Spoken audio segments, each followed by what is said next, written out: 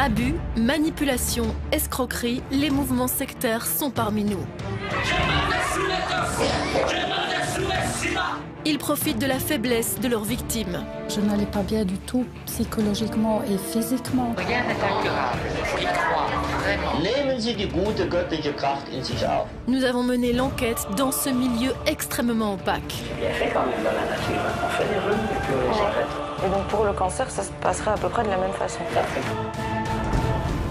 Jusqu'au bout, elle a cru qu'elle allait guérir de cette manière-là. La chimiothérapie empêchait d'atteindre l'éveil. En fait, vous ne mangez pas du tout. Oui. Ah oui. Face cachée s'est infiltrée dans ces groupes très secrets et pourtant bien actifs partout chez nous en Belgique. C'est moi qui vous ai dit de ne pas prendre des médicaments. Vous mettrez ça par écrit. Je cherche en fait à parler à Robert Pratt. Je peux pas vous parler.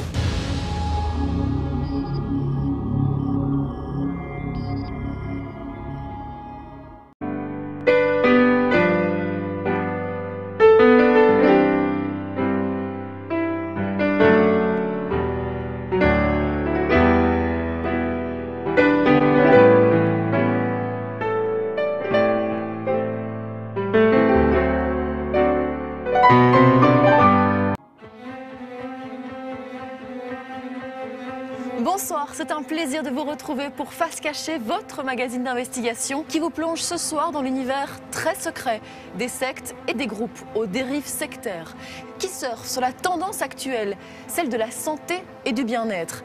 Guérir d'un cancer par la prière, soigner l'infertilité par des incantations, ne plus ni boire ni manger, mais uniquement se nourrir de méditation et d'air pur. Cela vous semble impossible. Et pourtant, c'est le discours de ces gourous que nous avons rencontrés et qui font des victimes partout chez nous, en Belgique. Des victimes qui témoignent ce soir dans cette nouvelle enquête de Face Cachée. Les sectes, un mot presque tabou. Et pourtant, chez nous en Belgique, des dizaines de milliers de personnes seraient victimes de groupes nuisibles. Emprise, manipulation, violence, les dégâts chez les victimes sont considérables. Les témoignages de ceux qui en sortent sont souvent bouleversants, mais ils sont rares. Pour débuter cette enquête, j'ai besoin de comprendre ce qu'il se passe dans la tête des adeptes. Je rencontre Sophie, elle accepte de nous raconter ce qu'elle a subi durant plus de 25 ans. Sophie a vécu dans une communauté très controversée en Belgique, l'Ocassé. La trame sectaire, elle est là. Elle est de toute façon là et là, il n'y a pas de doute. Les manipulations, les abus, toutes ces choses dans l'ombre, tout ce qui est caché du système, il y a vraiment un pervers là-dedans qui tient tout ça. C'est vraiment une secte. Sophie est la rescapée de ce mouvement sectaire dont le gourou était un certain Robert Spatz. C'est lui qui a fondé et dirigé cette communauté d'inspiration bouddhiste à Bruxelles. Elle comptera jusqu'à 500 membres. Aujourd'hui, le leader charismatique est poursuivi en justice. Il a été condamné en 2016 à 4 ans de prison avec sursis pour des faits graves, abus sexuels sur mineurs, séquestration, escroquerie. Sophie n'est en réalité qu'une enfant lorsqu'elle intègre cette communauté. Ma mère est partie et pour moi, c'était un choc. J'ai couru derrière et puis et voilà, c'était fini. Et votre vie alors là-bas, comment ça se passe? On était beaucoup d'enfants, avec notamment une personne pour tous les enfants. Ça a varié de 40 jusqu'à plus de 70 enfants dans toute cette période. Première grande déchirure, les enfants sont d'emblée séparés de leurs parents qui travaillent eux à Bruxelles. Elle y vivra jusqu'à ses 29 ans. Sophie y subira comme d'autres enfants des dérives qui la marqueront à jamais. Punition, courir dans le gel pendant des heures avec la peau qui part des pieds, enfermée dans des chambres noires. Parfois les éducateurs punissaient en cachette. Certains ont été quand même assez malsains, pervers. Il y a eu des cancers, des femmes en fait, quelques-unes, dans une cabane au fond de la forêt. Et chaque nuit, il y avait un tour de garde. C'était vraiment dur à voir. Vraiment des squelettes, la peau sur les os. Et elles avaient des cancers, mais la chimiothérapie empêchait d'atteindre l'éveil. Il fallait être fort, il fallait brûler son karma, beaucoup prier, beaucoup prier. Donc imaginez quelqu'un qui meurt à petit feu dans la forêt pendant des mois. Et moi, je me rends compte maintenant de l'inconscience qu'avaient tous ces gens, ces 300, 500 personnes. On pousse tellement loin, on est capable de choses des limites qu'on ne fait pas tous les jours dans la vie. Par exemple? De se priver de choses, de rejeter ses parents, d'avoir à être mieux que ses parents, de rejeter tout ce qui fait un être humain.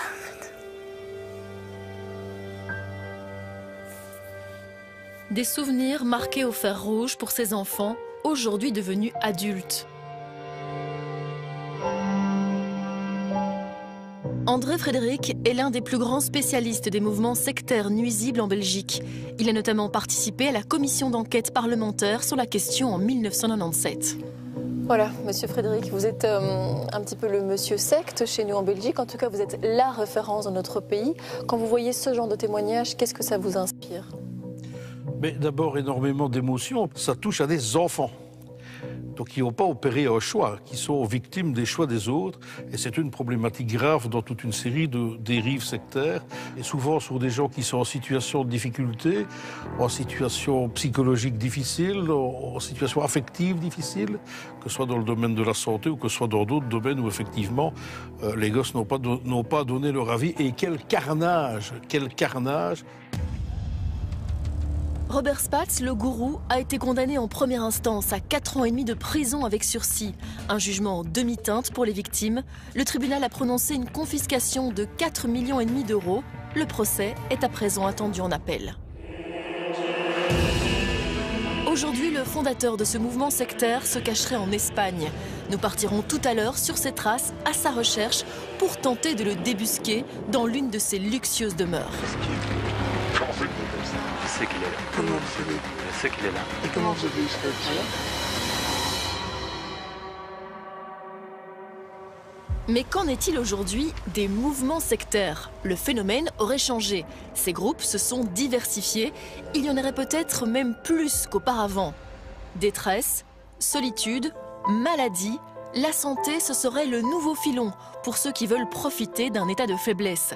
C'est ce que constate notamment André Frédéric, qui est aussi président d'une association d'aide aux victimes des mouvements sectaires. En Belgique, il y a eu la création d'un observatoire. Donc si pendant des années, on était face exclusivement au schéma traditionnel des groupes apocalyptiques, on a constaté qu'il y avait une forte diversification dans le domaine de la formation professionnelle, de l'éducation, du développement personnel, mais aussi, surtout, ce qui nous interpellait le plus, dans le domaine de la santé. Mais comment est-il possible de tomber dans de telles dérives? Qui sont ces nouvelles organisations et comment recrutent-elles? Pour le comprendre, c'est notre journaliste Lucas qui va les infiltrer discrètement, en caméra cachée notamment. Premier constat, il ne faut pas vraiment aller bien loin pour entendre des discours très suspects. Nous sommes à Wavre, en septembre, dans l'un des plus grands salons consacrés au bien-être, mais aussi à la spiritualité. Un événement ouvert à tout un chacun.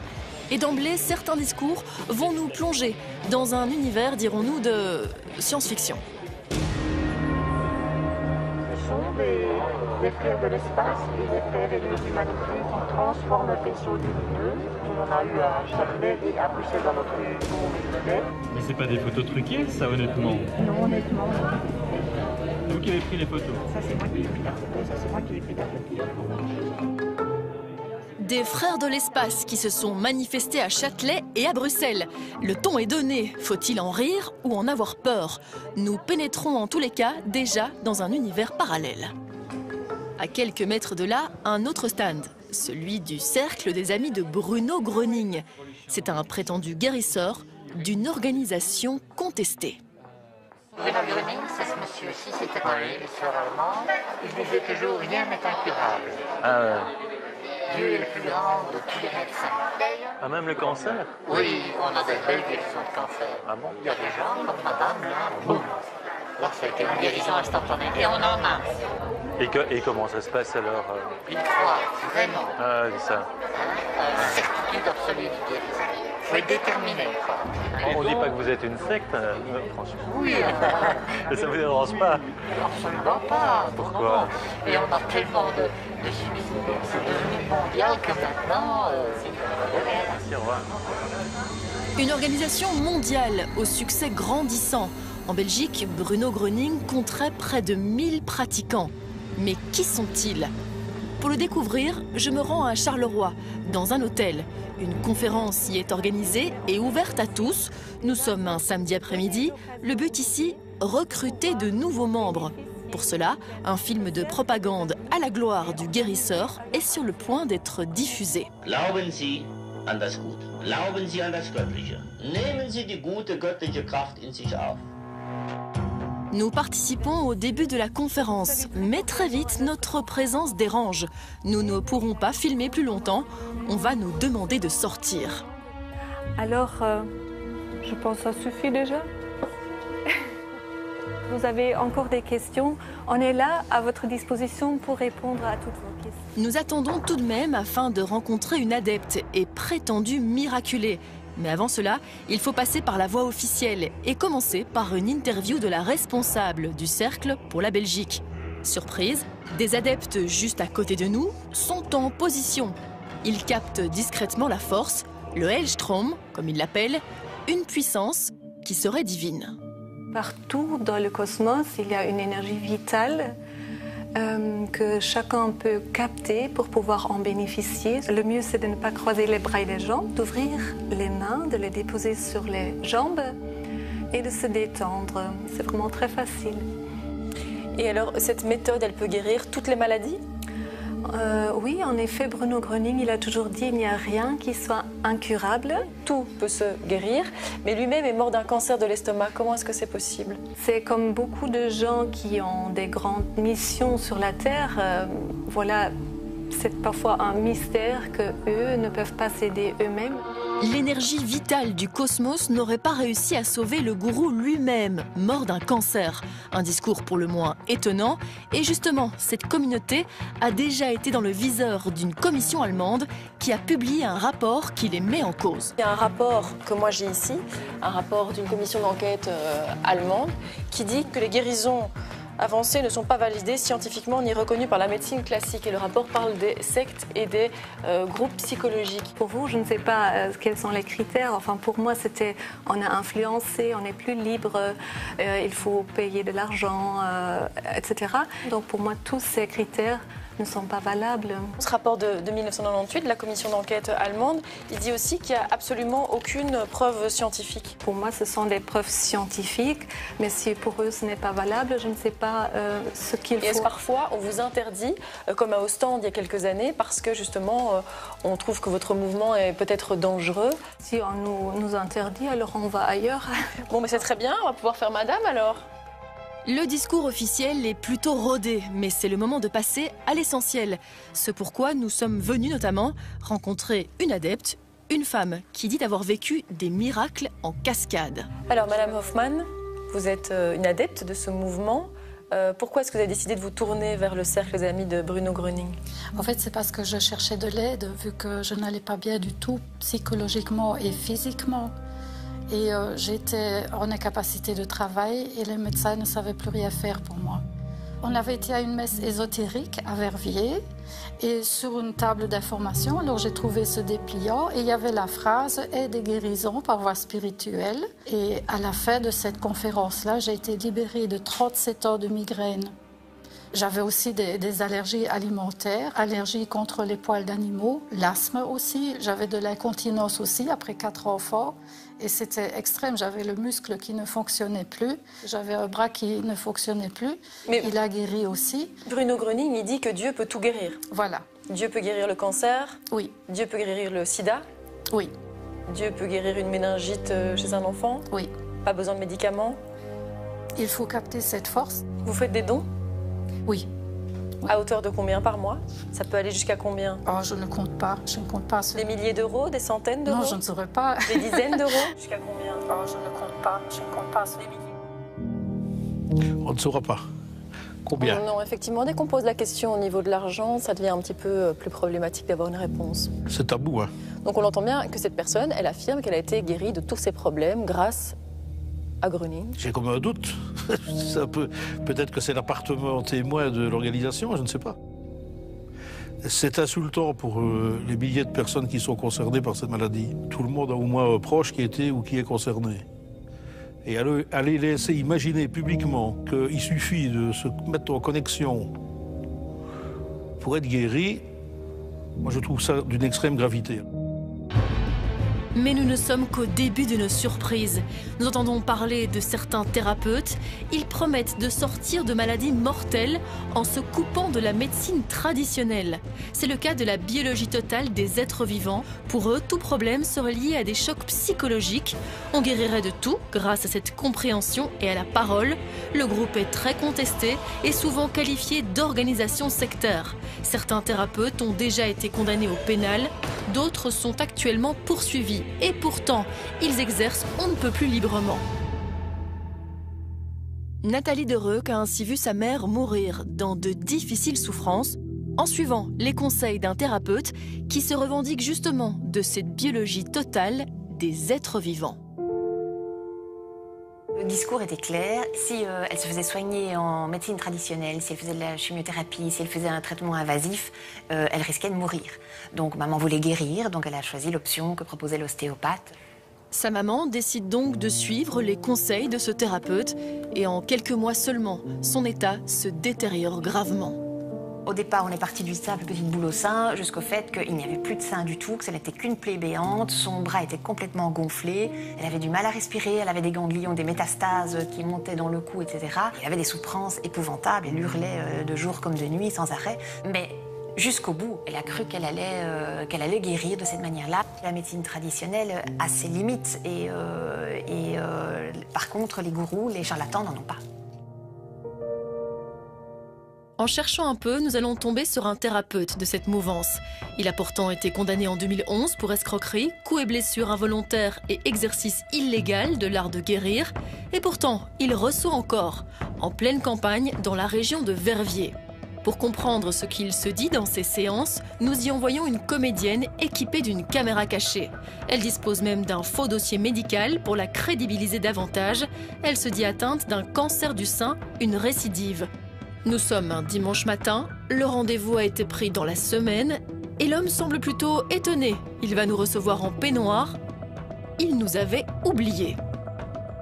Ah ben ça c'est comique ça. Il vous a donné un rendez-vous aujourd'hui. Oui. Vous pouvez attendre ici, c'est pas très rangé. C'est comme vous voulez. Surprise, ce thérapeute autoproclamé nous reçoit dans un lieu tout à fait improbable, une chambre d'enfant. Je vous propose de vous asseoir là. D'accord. Ok. J'écoute. J'ai toujours préféré me soigner par l'homéopathique, par autre chose, des trucs plus naturels. Et là, ben voilà, le premier cancer, je l'ai soigné autrement, mais ça... Parce que vous êtes venu chez moi plutôt que chez Vous m'avez dit au téléphone que ce qui vous faisait le plus peur, c'était pas tant le cancer, c'était le stress que ça générait chez moi. Objectivement, il n'y a pas besoin de traitement. Ça n'améliore rien au niveau du sein. C'est bien fait quand même dans la nature. On fait des rhumes et puis on les arrête. Et donc pour le cancer, ça se passerait à peu près de la même façon. Tout à fait. Mais qu'est-ce qui fait qu'il y a une telle différence entre votre discours et celui du médecin qui va me dire faut que je vous soigne, sinon vous allez mourir et vous avez... Il ne connaît pas la nature et il est dans les croyances. C'est une religion. Et moi j'avais une autre religion qui est celle d'étudier les choses, comment elles se passent dans la réalité. Et j'ai constaté que ce qu'il raconte, c'est pas juste. Mais donc je peux m'en tenir qu'à ça. D'accord. Mais vous ne dites pas que c'est moi qui vous soigne. Vous ne dites pas que c'est moi qui vous ai dit de ne pas prendre des médicaments. Si vous mettrez ça par écrit d'ailleurs.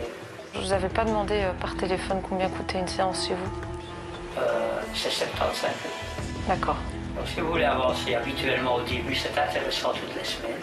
Ça pourrait vous faire un budget de 7 x 4, 28, 300 €. Des propos troublants, dérangeants. Des pseudothérapeutes proposent donc bien de guérir le cancer selon des principes qui seraient on ne peut plus contestables. Ces gourous tireraient ainsi profit d'un état de faiblesse de leurs victimes. Alors que faire face à de telles dérives? Nous nous rendons dans les locaux du Centre fédéral d'information sur les organisations sectaires nuisibles, le CIOSN, un centre créé voici 20 ans. C'est la référence en Belgique. Nous y rencontrons sa nouvelle directrice, Kerstin van der Put. Même si elle connaît très bien cette problématique, cette spécialiste reste toujours très touchée par de telles révélations. Voilà, donc ce monsieur a déjà été condamné et pourtant il continue de recevoir des gens à qui il demande 75 € par consultation. Alors là, c'est... Une fois de plus, on se rend compte que tous les éléments se retrouvent une fois de plus, à savoir l'encouragement à ne pas être traité par les moyens traditionnels d'une part.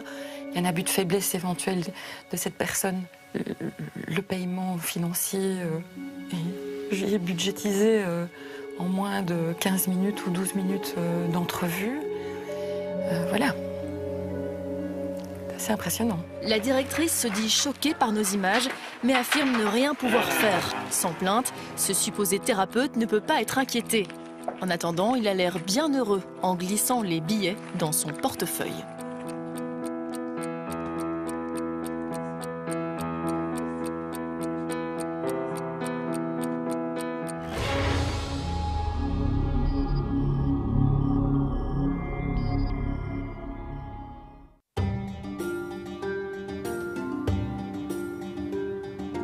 Des miracles se produisent-ils à Bruxelles? Chaque week-end ou presque, un pasteur promet la délivrance à ses fidèles.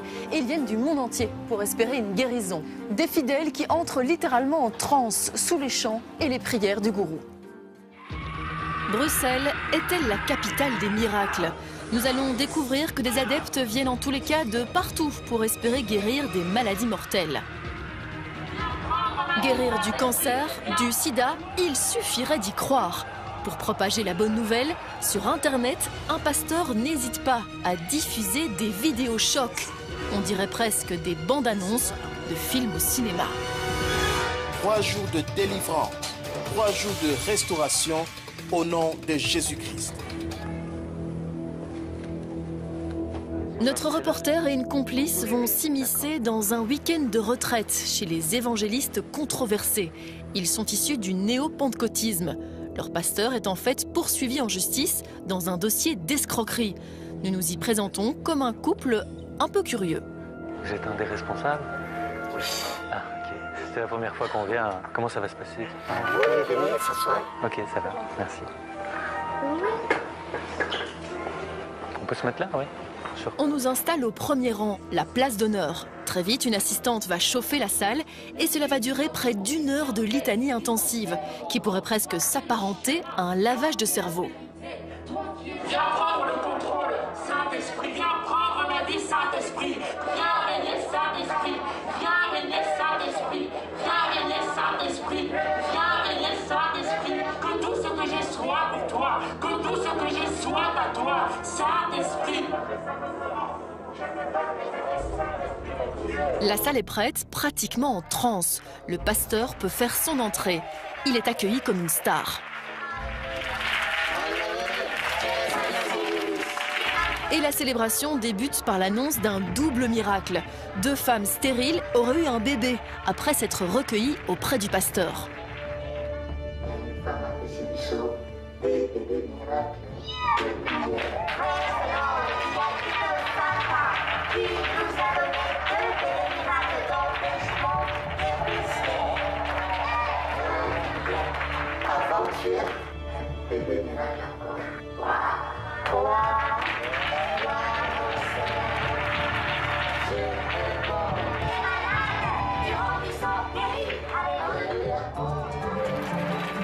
Des miracles et des prières qui mettent littéralement la salle en transe. Ici, on vient du monde entier pour rencontrer ce pasteur à Bruxelles. Maman, d'où venez-vous? Cameroun, mon Seigneur Dieu. Et Esther, d'où venez-vous? Lyon. Et vous, d'où venez-vous? Lille. Le pasteur nous prend un parti. Il pense que nous sommes venus pour un problème d'infertilité. Il nous promet alors un bébé grâce à la prière de délivrance. De fait, tu seras enceinte. Tu enfanteras un petit garçon. Elle n'a pas besoin d'enfant. Si, elle a besoin.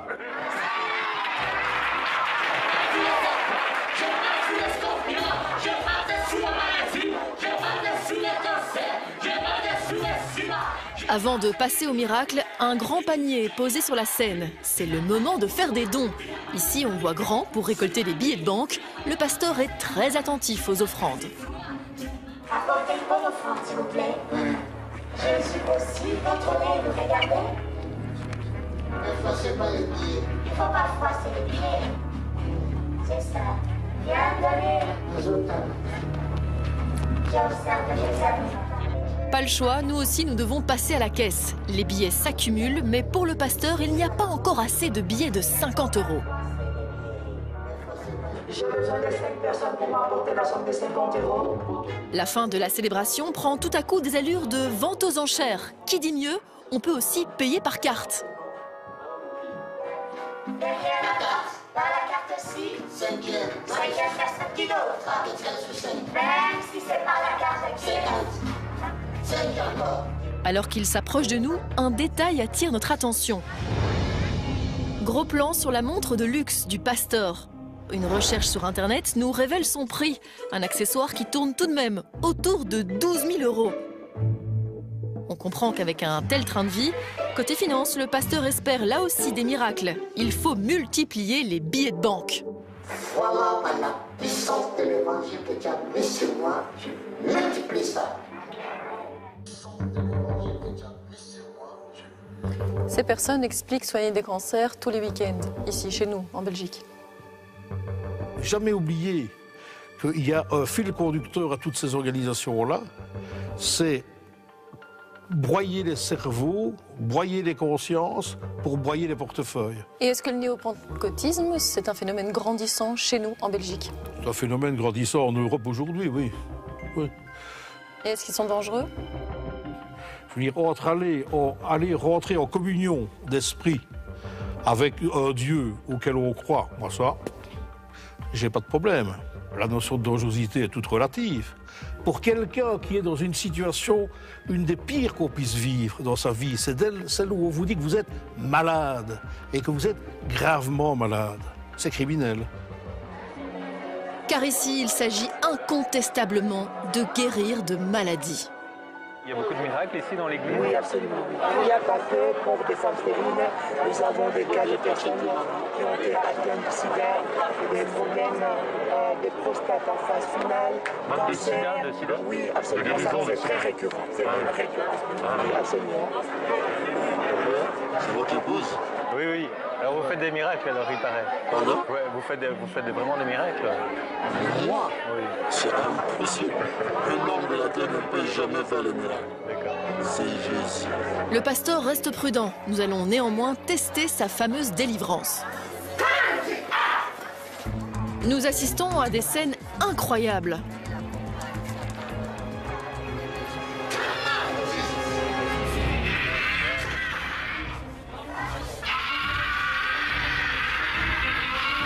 Cris, incantations, la maladie doit s'évacuer, quitte à la sortir de ses tripes.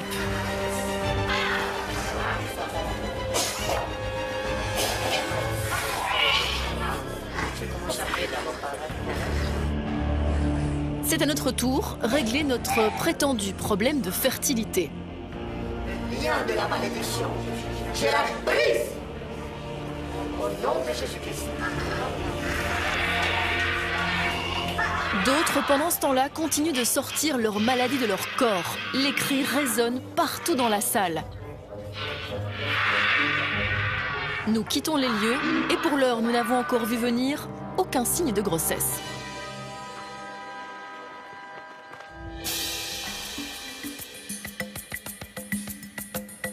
Dans le monde des gourous, il ne semble n'y avoir aucune limite, ou en tous les cas, elles sont repoussées de plus en plus loin.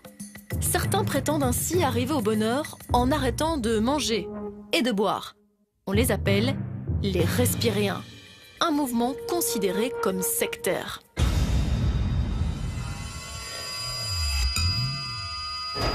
Celle qui prétend accéder au bonheur absolu sans manger, c'est elle, Jasmouine, la gourou mondiale des respiriens. Elle prône ce qu'elle appelle le prana. Nous découvrons que l'une de ses amies vivrait et pratiquerait à Bruxelles. Alors, les respiriens sont-ils parmi nous?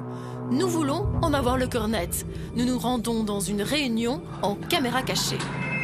Bonjour. Vous pouvez fermer la porte peut-être. Merci.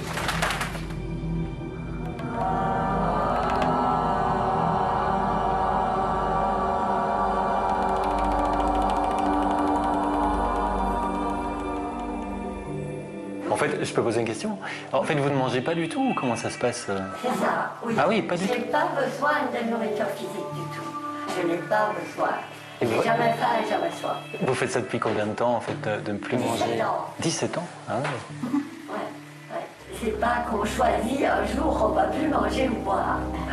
Moi, c'est vraiment venu grâce à mon chemin spirituel et que j'étais arrivée à un point où tout d'un coup je me suis rendu compte que j'avais plus faim ni soif.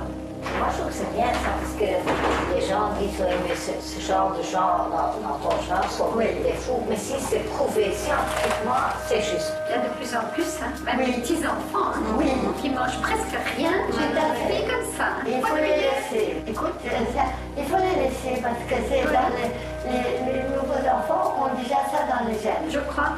Il faut vraiment les laisser et c'est bon. Les nouveaux enfants qui auraient moins besoin de manger. Un discours plutôt difficile à avaler. Pour analyser ces images, nous faisons appel à un professionnel reconnu de l'alimentation et de la santé. Serge Peters est diététicien agréé.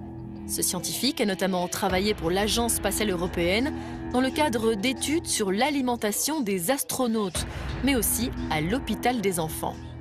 Alors là, je pense que ce message est tout à fait criminel. C'est quand même un risque de mortalité élevé. Cette dame n'a peut-être jamais travaillé auprès d'enfants qui n'avaient pas ce dont ils avaient besoin pour vivre. Dans nos conditions, c'est 3 jours sans eau. Après cela, le corps ne peut plus fonctionner. Et en ce qui concerne la nourriture, toutes les personnes qui ont fait des grèves de la faim, après 40 jours, on arrivait déjà dans des situations irréversibles. Et généralement, 50-60 jours, c'est fini. La pratique est effectivement tellement dangereuse qu'en juin dernier, une adepte belge est décédée. Elle suivait cette croyance depuis 2 ans. Pour comprendre ce qui lui est arrivé, nous nous rendons à 2h30 de route de Bruxelles, là où vivait cette Belge, dans une communauté unique au monde, car tous ici ont décidé de tenter de se passer de nourriture. Nous sommes à Utrecht, aux Pays-Bas.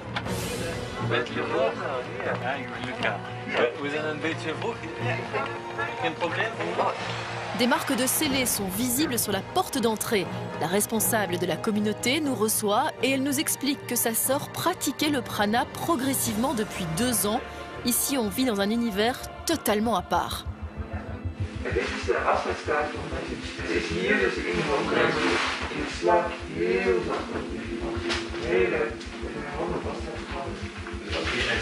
s'imaginait qu'elle allait mourir? Nee, ik zag namens moeilijk was. En dat we hadden eigenlijk de verwachting dat hij ons ook niet doorgaan. En nu, hoe eet je? Ja, we eten een sap en we delen een boterham. We eten heel weinig. Maar we eten dus nu, wij verslaafd zijn aan eten. Malgré ce décès, la communauté n'en démord pas. Le but ici est toujours de se passer un jour totalement de nourriture. La police a ouvert une enquête pour déterminer s'il y a ou non non-assistance à personne en danger. Quand je vois ces images, je trouve ça quand même affolant, dangereux, parce que essayer de demander à des personnes de ne pas se nourrir du tout, c'est quelque chose que nous savons par expérience de mortel. Donc, je pense qu'il faudrait absolument essayer de sensibiliser d'une part la justice par rapport à ces situations, parce que les risques de danger sont également importants pour les autres personnes quand on les voit dans leur situation, leur manière de se bouger, leur manière de parler, leur manière également de se couvrir. Cela indique clairement un état de dénutrition avancé. Mais comment peut-on se faire prendre dans les griffes de ces groupes au discours dangereux? Souvent, l'entrée dans un mouvement sectaire se fait via des conférences, ateliers ou week-ends de retraite. Justement, un autre leader de ce mouvement du respirianisme passe par Liège. Oberom est brésilien. Il est en Belgique pour 3 jours. Alors notre reporter s'y rend en caméra cachée.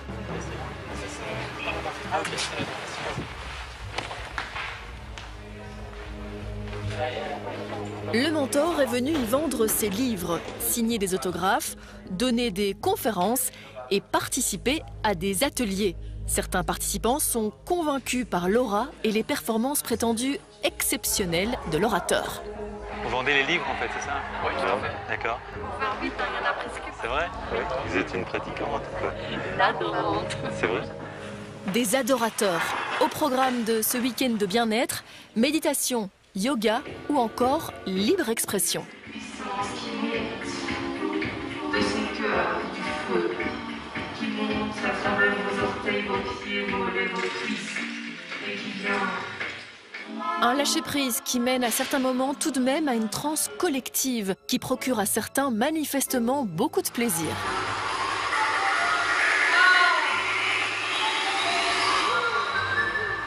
Mais nous sommes venus ici avant tout pour rencontrer Oberom. L'invitation affirme qu'il ne mange plus depuis 17 ans.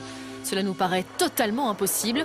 En insistant un peu, Oberom nous confie effectivement le contraire. Ce grand nom du respirianisme n'est donc pas abstinent. I spend months without any solid food, but still I keep with juices. The only time that I really experienced not eating nothing, spend only 8 days. I observe my body asking for something. I don't work to be free from food. Thank you. Merci. Alors comment certains peuvent-ils malgré tout défendre le fait de ne plus rien boire ni manger? Retour à Bruxelles.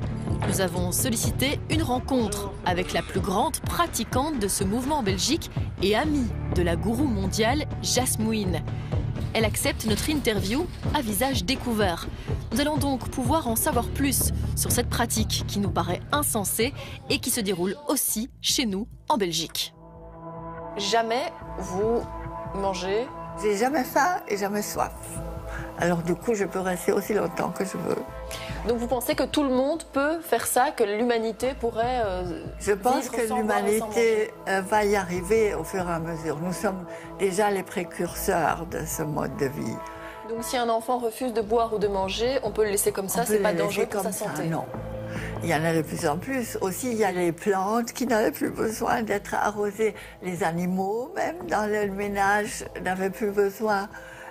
En fait, c'est contagieux. Et les gens qui sont avec moi ont moins faim. Pourquoi est-ce que vous avez besoin de donner de l'eau à vos plantes que je vois ici? Mais ça ne marche pas chez tout le monde. Peut-être que je n'ai pas encore le pouvoir. Si j'ai bien compris, vous pensez que l'humanité tout entière va pratiquer cette méthode du prana et qu'un jour l'être humain arrêtera totalement de manger et de boire? Oui. Ça fait partie de l'histoire de l'humanité. Nous sommes venus des étoiles et évidemment nous étions dans un état beaucoup plus éthérique que maintenant, mais la tâche d'apprentissage de l'humanité sur la Terre était de vraiment expérimenter le physique, l'état physique. Vous vous nourrissez aussi de la nature? Oui. Parce que je me nourris aussi de beauté. Quel rapport vous avez avec Jasmouine, qui est la représentante au niveau mondial? Nous sommes de très bonnes amies. Et je voyage parfois avec elle et l'aide dans ses séminaires aussi. Elle voyage. Vous pouvez faire des dons? Comment? Vous pouvez lui faire des dons? Oui, aussi. Elle vit de ça. Il y a un pratiquant très connu brésilien, Oberom. Il vient régulièrement ici aussi. Il était en Belgique récemment. Il n'y a pas longtemps, effectivement. Oui. Et lui non plus ne boit pas et ne mange pas? C'est ça. Pourtant, il nous a dit le contraire. Il nous a dit qu'il buvait des jus et qu'il mangeait. Un petit peu comme moi aussi. Donc finalement, vous mangez quand même? Mais un petit peu. Un petit peu, c'est pas rien du tout. Ouais. Ça veut dire que vous vous nourrissez quand même de temps en temps. Oui, mais ça serait jamais assez pour quelqu'un de normal, disons. Parce que ça vous arrive de manger quand même seul? Ah ouais. Et vous ne buvez jamais d'eau? Même après le sport? Pas besoin, vraiment pas. J'ai jamais soif. Vous n'avez pas l'impression que c'est un discours un peu dangereux? Non. Pour nous, c'est pas dangereux parce que nous prouvons que c'est possible. Pour nous, c'est possible. Alors si pour nous c'est possible, les autres peuvent le faire aussi. Vous seriez prête maintenant, comme l'a fait Jasmouine, de passer un test et de rester avec nous sans boire, sans manger pendant plusieurs jours et qu'on surveille vos signes vitaux? Non. J'ai rien à prouver. Je sais que ça fonctionne. Je peux le faire n'importe quand je veux, mais j'ai pas besoin de prouver. Hors de question de prouver ça avec un médecin. Un refus catégorique de participer à notre test. Il faut dire que médicalement, rien n'a jamais été prouvé, si ce n'est que boire et se nourrir sont indispensables à la vie. Jasmine a dans le passé participé à une expérience de télévision. It's too dangerous to continue. Very much so. Too dangerous to continue. Stop now.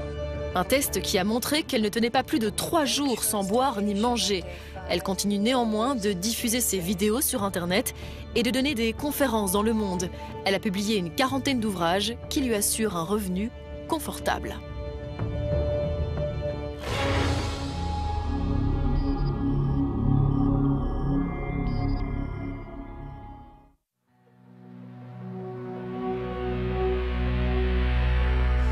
C'est une affaire qui a fait grand bruit chez nous en Belgique, celle qui concerne la communauté Ocassé. Cette communauté qui a martyrisé des enfants devenus adultes aujourd'hui et qui tentent d'obtenir justice pendant que leur ancien gourou mène une vie paisible dans sa luxueuse villa en Espagne. Leur histoire est à couper le souffle. Revenons sur le témoignage de Sophie, mais aussi celui de Ricardo. Ce sont des enfants d'Ocassé. C'est une communauté née en Belgique dont les dérives ont abouti à des perquisitions en 1997. Robert Spatz a été arrêté à proximité de son domicile à Uccle alors qu'il tentait de fuir en voiture. Robert Spatz a été condamné à 4 ans et demi de prison avec sursis pour abus sexuels, séquestration et escroquerie.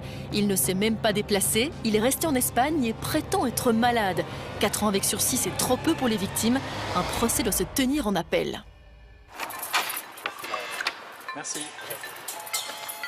Ce mouvement d'inspiration bouddhiste est encore actif dans notre capitale. Nous y voici en infiltration, en caméra cachée, il y a quelques mois seulement. C'est la deuxième fois. Ah, en fait, on m'avait dit que c'était 10. Non, une initiation, c'est toujours plus cher. Ok, parfait. La communauté reçoit régulièrement des moines tibétains. Ces moines, au-dessus de tout soupçon, apportaient un crédit à l'organisation jusqu'il y a peu. Ils viennent de se désolidariser de la communauté Ocassé.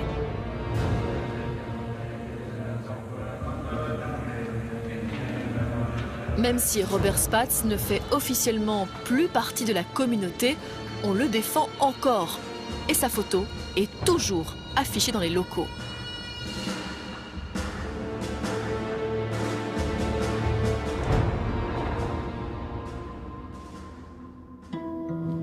Mais ce qui s'est passé au cœur de la communauté du temps du leader charismatique Robert Spatz était, selon ceux qui le dénoncent, un univers bien différent de celui qui existerait aujourd'hui.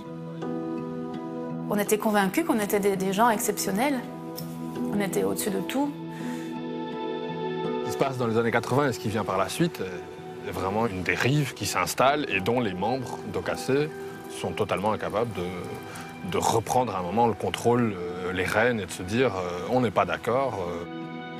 Parfois, j'ai vraiment une haine, pas sur mes parents, mais sur les gens en général de la commune, les adultes. Parce que moi, je me dis qu'eux, ils ont su des choses sans doute, et que malgré tout, ils n'ont pas cru les enfants.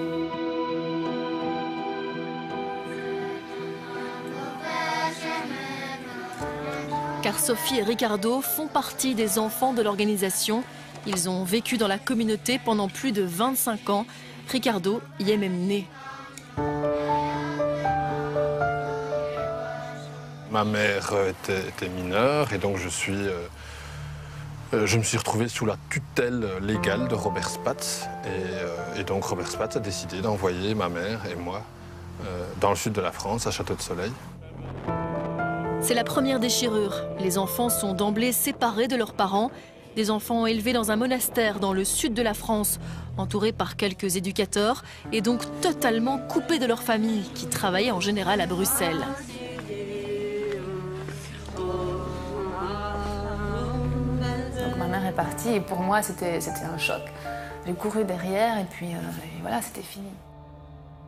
J'y suis restée de mes 7 ans jusqu'à mes 16 ans à Château de Soleil. Et puis après, dans un autre programme de mes 16 ans à mes 21 ans, dans un monastère éloigné en Algarve.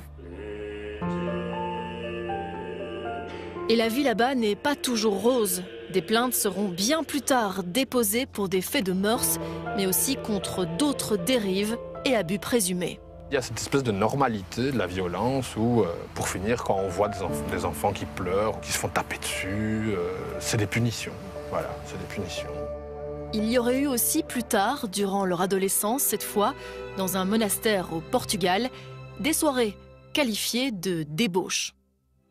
Entre 12 et 18 ans, et on a appris à boire comme des marins, quoi. Ils séparaient des couples, il y avait des couples présents dans des fêtes, et ils mettaient telle femme avec un autre homme. Vraiment, ils jouaient avec les uns les autres. Il y a eu des abus, parfois nous on dormait dans des hangars, 13 filles dans un hangar, et les garçons, quelques garçons étaient lâchés en pleine nuit chez nous, pleins d'alcool. Spatz prenait des petits groupes, ils jouaient avec ça, l'expérimentation. Et donc c'était la débandade totale, quoi. C'était 3 gorilles sautant dans le noir, dans les lits des filles. C'était des expériences que lui, il faisait avec vous. Moi, je dis que ce sont des expériences.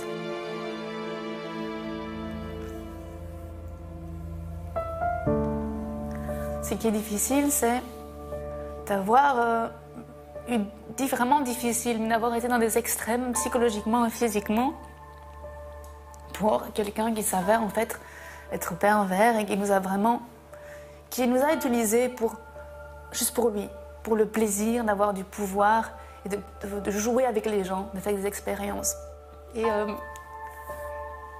voilà, on est des êtres, des gens qui ont été changés et manipulés finalement pour une grande expérience. Abus et manifestement enrichissement personnel, car l'argent était au cœur du rouage. De nombreux membres de la communauté travaillaient quasi gratuitement à Bruxelles. Le gourou vivait quant à lui dans le luxe. Robert Spatz, avant 1997, et donc on peut dire avant Internet, avait accumulé la plupart de sa fortune et avait volé la plupart de ses membres, que ce soit leur héritage, que ce soit des donations, des richesses, des biens que ces personnes avaient et qu'elles ont à un moment donné à Robert Spatz, pour une raison ou pour une autre, toujours dans une forme de manipulation, de oui, on va faire tel projet, on va faire ci, on va faire ça avec ta donation. Et puis en fait, la personne se retrouvait dépossédée. Nous, tout ce qu'on devait se priver, alors que derrière, il y avait des villas et des villas, des voitures terribles, des piscines, entre 20, 25 et une trentaine de biens immobiliers, des Range Rover sans cesse. Ils avaient 2 bateaux. Pour moi, le luxe était rattaché au maître, au Bouddha, aux hôtels, au respect, des choses comme ça. Mais les maisons étaient d'un luxe incroyable, le dernier cri dans toute la technologie. Rien qu'au Portugal, nous, on vivait dans des hangars, 13 filles dans un hangar avec du ciment au sol. Lui, il avait une maison, mais incroyable. Le grand gourou a quitté la Belgique. Il méditerait sous le soleil, celui du sud de l'Espagne. C'est là que le lama a pris ses quartiers depuis des années déjà, dans la région de Malaga.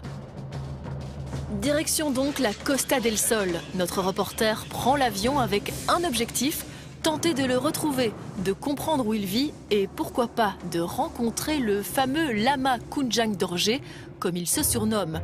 12 degrés à Bruxelles, 21 à Malaga, il y a comme un air de vacances. Sur place, nous y rencontrons un journaliste. Il nous explique que la région attire pas mal d'individus d'horizons vraiment très différents, des criminels ou des fugitifs notamment.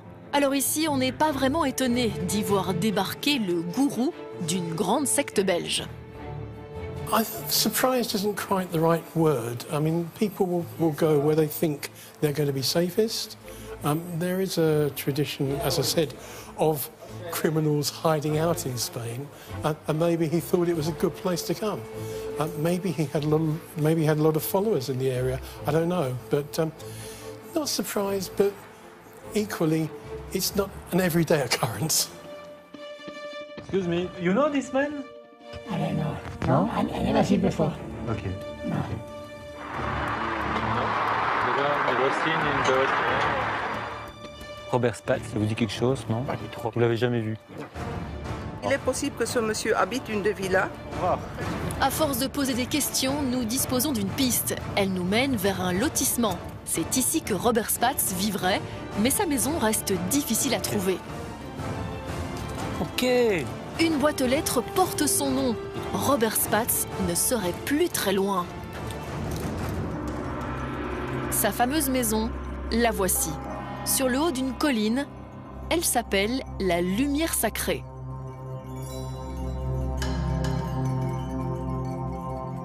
Nous sonnons, demandons à voir Robert Spatz. Mais là, on nous refuse l'entrée.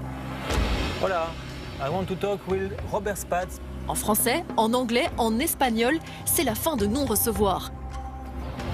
C'est néanmoins là qu'une petite communauté vivrait encore. Plusieurs personnes, des hommes, des femmes et des enfants. En attendant sur place quelques heures, nous rencontrons finalement quelqu'un qui connaît bien le gourou. Monsieur Spatz, vous le connaissez? Oui. Vous l'avez déjà rencontré? Vous avez déjà discuté avec lui? Oui. Et vous savez s'il y a des gens qui sont restés dans cette maison ou comment ça se passe? Il y a toujours. C'est toujours sa maison, c'est toujours à lui. Ah oui. Et c'est encore une communauté, vous pensez, une petite communauté? C'est la maison rouge. Il y a quelques gens jeunes qui viennent, mais sont très discrets. Never speak with anyone. But it was, for me, always very suspect. They never ever spoke to us. Okay. We live very close there. You know that there was a cult?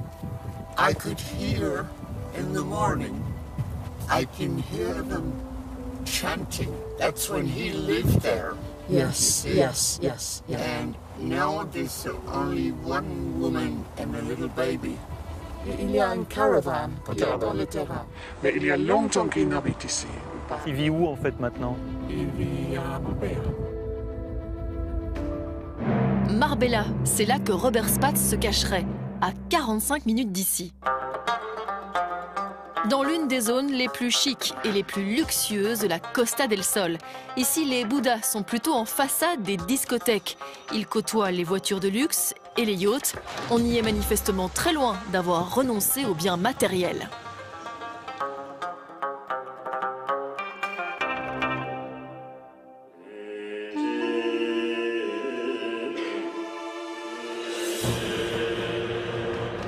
Nous y voici. Enfin, la maison secrète de Robert Spatz. Une demeure à plusieurs millions d'euros.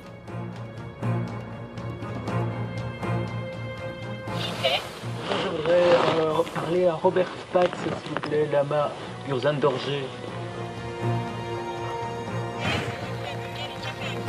Il y a quelqu'un qui m'a parlé français juste avant. Après avoir sonné plusieurs fois, on nous répond en français, puis en espagnol. Mais personne n'ouvre. Nous restons en observation. Finalement, une femme sort dans la rue. Ce serait l'une des proches de Robert Spatz depuis des années. Et elle est également poursuivie au procès dans une partie plus financière du dossier. Nous sommes à la bonne adresse.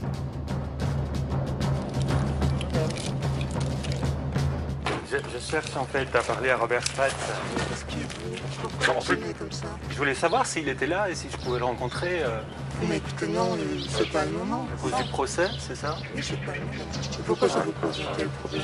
Je sais qu'il est là. Comment vous savez? Je sais qu'il est là. Et comment vous avez eu cette adresse? Nous, on n'est pas une communauté. Bon, si. Non, c'est une communauté. Vous avez toujours été défini comme une communauté. Mais c'est ça l'erreur. Il a quand même été condamné, on va dire. Mais qu'est-ce que vous faites exactement? Non, mais vous me dites, je ne sais pas... Bon, en fait, on arrête là, si vous voulez. Est-ce que M. Spatz va encore à Bruxelles ou je ne sais pas, est-ce que je peux rencontrer à Bruxelles?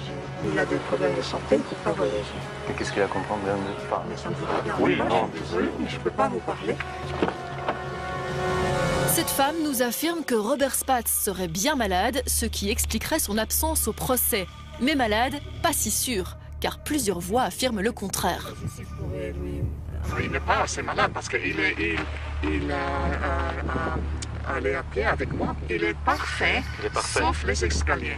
Ah oui, c'est ça. Mais il sait très bien prendre l'avion, etc. S'il vous plaît. Et il y a sa compagnie. Have a good walk. Robert Spatz, le gourou, a été condamné en 2016 en première instance à 4 ans et demi de prison avec sursis pour abus sexuels, séquestration et escroquerie. Un jugement en demi-teinte pour les victimes. Aucune date n'a encore été fixée pour le procès en appel. Un procès dont les victimes attendent beaucoup.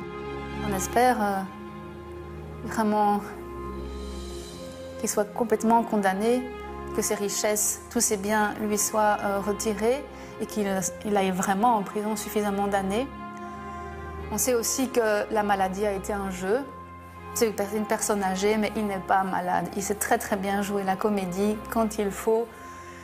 J'espère vraiment que la condamnation sera vraiment pas cruelle, à la hauteur des faits. Pour les victimes, la lutte contre les mouvements sectaires reste un combat de longue haleine. Les autorités, elles, manquent de moyens. Cette lutte n'est pas une priorité. Il faut dire que la sûreté de l'État est notamment débordée, on peut le comprendre, par le combat mené contre le terrorisme. Malgré plusieurs décès, des gourous continuent de répandre chez nous la dangereuse pratique des respiréens. D'autres pasteurs ou prédicateurs promettent des miracles. Quant à certains praticiens de la biologie totale, bien que condamnés, ils continuent également à exercer librement. Vous le voyez, la lutte contre les sectes reste difficile en Belgique. Mais heureusement, chez nous, il existe des associations et une loi contre l'abus de faiblesse. Autant de dispositifs qui apportent une aide précieuse aux victimes et à leurs proches. C'est la fin de ce numéro de Face Cachée. Merci pour votre fidélité et à bientôt.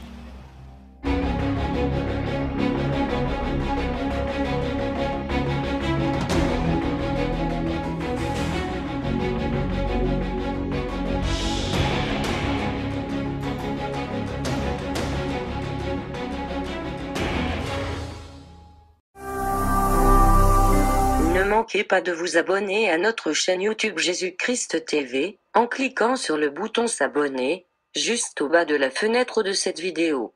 Ainsi, vous recevrez automatiquement nos nouvelles vidéos, et vous ne raterez aucune.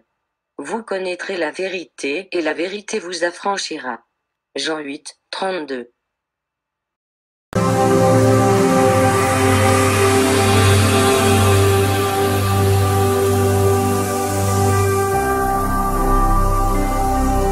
Jésus-Christ TV, vous connaîtrez la vérité et la vérité vous affranchira.